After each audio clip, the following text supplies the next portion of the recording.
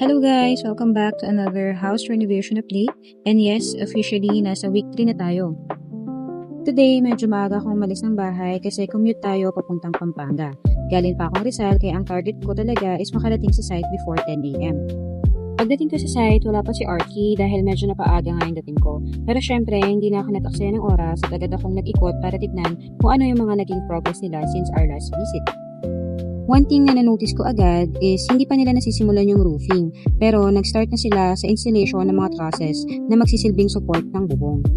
Nakwento rin nila na medyo naging challenge yung panahon nitong mga nakarang araw dahil halos araw-araw umuulan kaya hindi rin naging tuloy-tuloy yung ibang outdoor works. Pero despite that, tuloy pa rin naman yung naging progress nila. As you can see, tapos na nila yung electrical work sa interior pati dito sa kitchen area. Naabang na rin nila lahat ng magiging outlets at naglagay na din sila ng additional breaker para sa future aircon ng bedroom.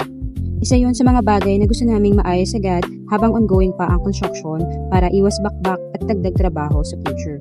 Ready na rin ang mga water lines at timing lines kaya for me, isang major milestone na naman ang natapos. Sa second floor naman, completed na rin finally ang ceiling works. Isa ito sa mga pinaka-excited talaga akong makita kasi nagkakaroon na talaga ng shape yung magiging kwarto. Meron din ditong portion ng PVC ceiling na magiging accent feature ng room. Then kapag nalagyan na to ng pin lights, feeling ko mas magiging modern, clean at cozy yung overall look ng space.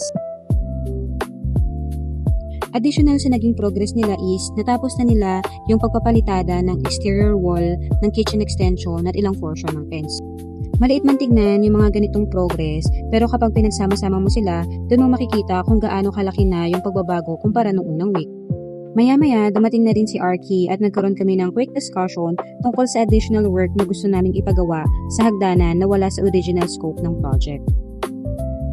After ng aming quick discussion, nag-start na rin silang mag-prep para sa flooring ng second floor. Honestly, parang bawat linggo mas exciting kaysa sa previous one kasi mas marami kang nakikitang actual transformation. Kung susumahin, kahit medyo hindi naging maganda yung panahon itong mga nakarang araw, maganda pa rin yung naging progress nila.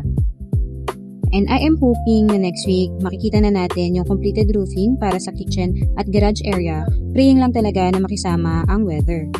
So, ayun muna ang week 3 update natin. Hopefully, abangan nyo ulit ang next update. Hindi man every week sobrang laki ng progress, pero gusto ko lang i-document lahat para makita natin kung paano unti-unting nabuo yung bahay. Thank you sa mga sumusubaybay and sana samahan nyo lang kami sa journey nito and sana hindi kayo mabore. So, yun lang. See you guys on the next one. Bye!